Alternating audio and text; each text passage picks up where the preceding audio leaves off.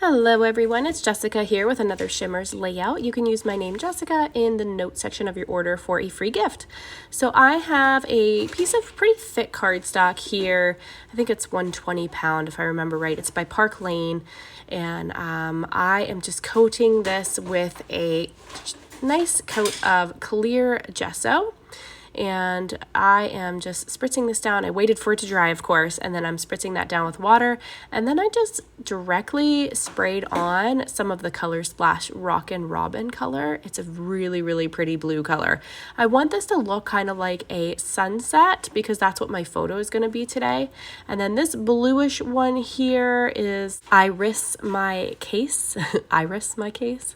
And it's a Shimmerz product. The first one was a Color Splash. So I just wanted a little pop of like a purplish blue in there, so I just added a little bit. And then same with this. This is Jeni blue in Vibes, and I just wanted a little pop of other colors and a little bit different blue there. So you'll see me kind of work this around. I like to pick up my paper and just kind of let those colors blend together and create this nice little sunset effect on here. I did go back in with a little bit more blue there, as you can see, and just spritzed a little more color in there. Just to get a little bit more dimension in my blues. I did dab up a couple of those pools just for the sake of dry time, and I didn't like a big pool there in the way that it looked. So I'm going to go ahead and work on the orange color and just kind of fade this down, do like an ombre effect. So this is the Shimmerz in Orange Sherbet, and I am just using some water there first. I spritz it down with water, and that's the beauty of that gesso, and what that helps is hold up to all these wet, heavy mediums on here, and it helps your paper not warp so bad, and it also helps these colors really be able to blend together. But I get asked this question all the time: why do I use gesso and how much do I need to use? And this is a prime example when you don't use enough gesso. See this line down the middle that kind of looks like a butt crack in my page? That line there is because I obviously skipped that part of my page with the gesso and didn't get enough on there. So if you don't get a nice coating and an even coat, then that's kind of what happens, is there's no gesso right there. So my paper is actually just soaking that right up and not allowing that color to move and blend and just lay on top of the paper.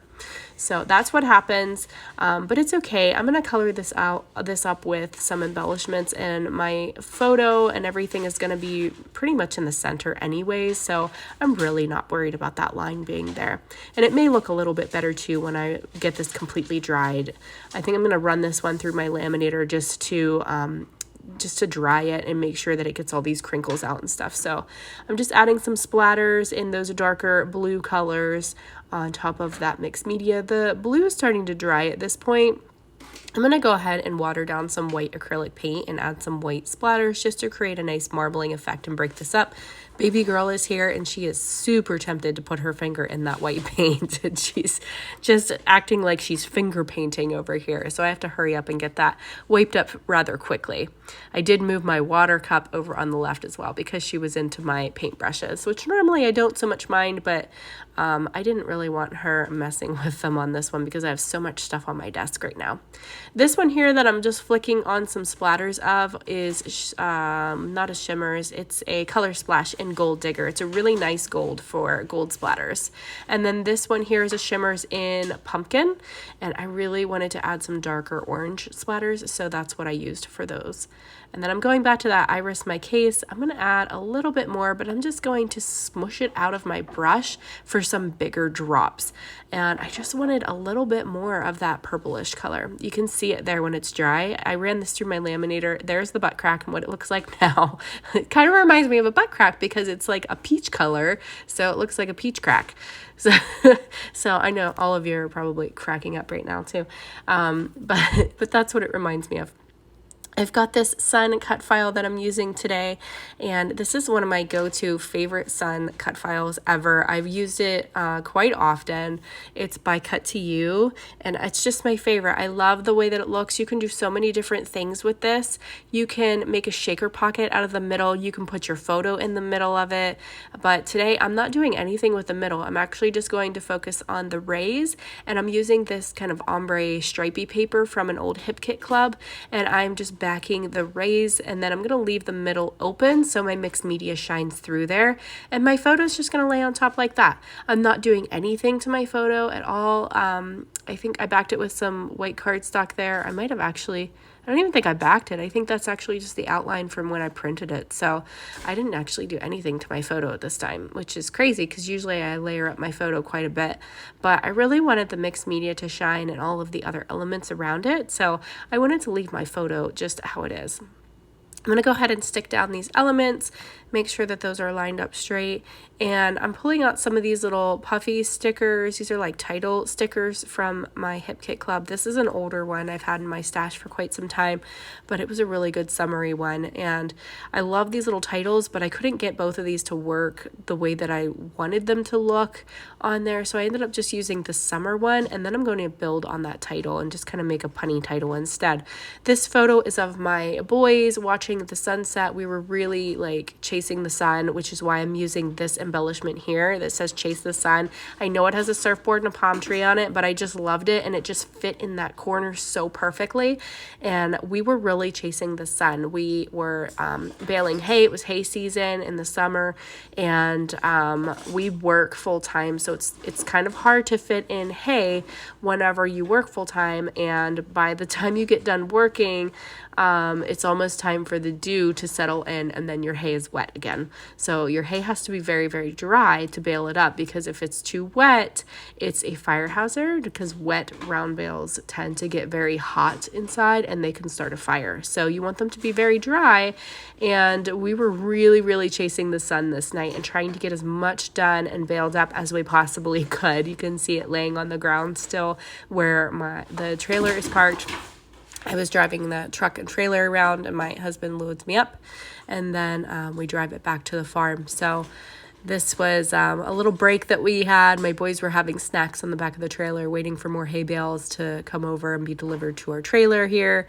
And yeah, we were just kind of soaking it in, and this was just a gorgeous sunset, so I managed to just snap a couple pictures of it. And my little title there, I've added some alphas. I think these are the Luna alphas that are in the Cherry on Top shop. I'll link them below if I can find them. I think they're still in stock. But I just added to my title there and put hey there summer, because I just thought that was so funny and too good of an opportunity to pass up that good pun and use hay in my title and spell it the way that hay is spelled, not H-E-Y. But since we were baling hay, I just thought it was too cute to pass up. So I've got some wax twine that I threaded through that embellishment. That's also from the Hip Kit. Pretty much all of these embellishments I'm using are from that kit, and I just love it. I love this kit. I love that I'm actually using it, because I have a lot of Hip Kits in my stash that I haven't actually even touched. So I was super excited to actually use this one today and get to play around with it. And I love the way that this mixed media has dried, and it just looks so pretty just peeking out from all of these elements. I tried to bring in the colors of my photo with my mixed media. That's something I like to do, is match the colors that are in my photo to my mixed media colors. I feel like it helps draw that focus back to your photo. And then some of these little chipboard clouds, they're just so sweet. And I actually found a third one too that I'm going to add at the very end here.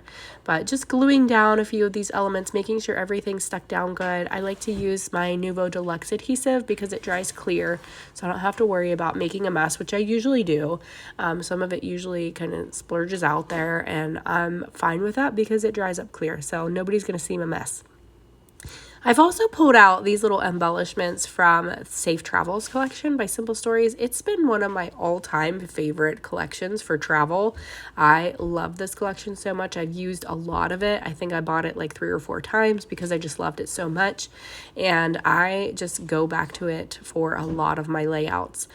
This one here has the same kind of color scheme as that collection. So I thought these embellishments would be perfect with this.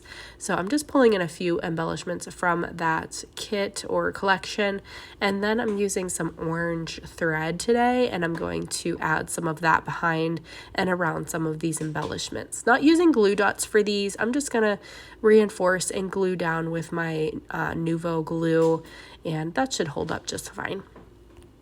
So I'm just going to continue layering up my embellishments. I'm going to pop some of these up with some 3D foam squares. My favorite ones are these Jeni K foam squares. I get them from ThermoWeb. I don't know if a Cherry on Top has them or not, but I get mine from ThermoWeb. So I'll put the links for those down below for you too.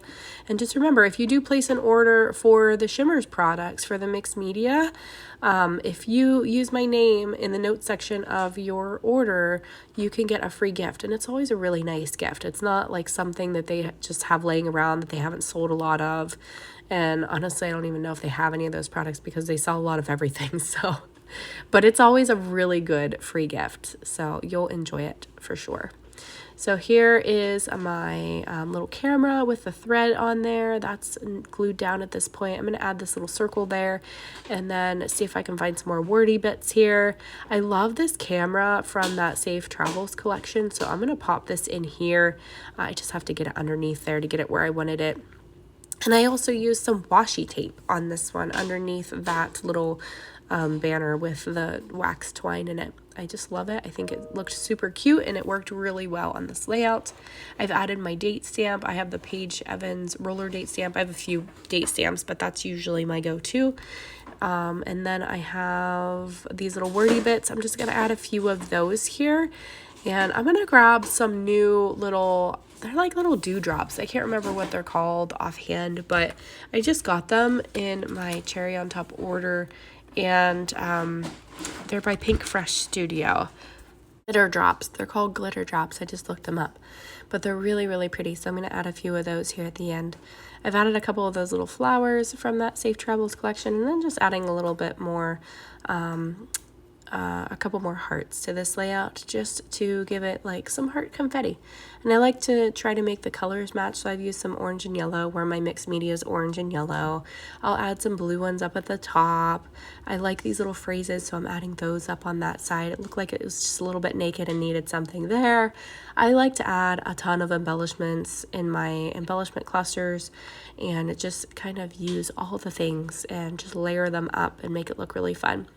So I'm just going to glue that part down and let's see what's next here. What am I doing? I don't even remember what I was doing there. Oh, stapling. I stapled the tails of my wax twine down. Yeah, that's what I did. It's hard to remember sometimes what all I add because I just go back in with so many different things sometimes. And I bounce around too. Add that little heart there, add a blue one up here, and then I'm going to grab those little glitter drops. I just love these. They're super sparkly and they're almost like an ombre. They're really, really cool, and I just thought these blue ones would look so cute up here.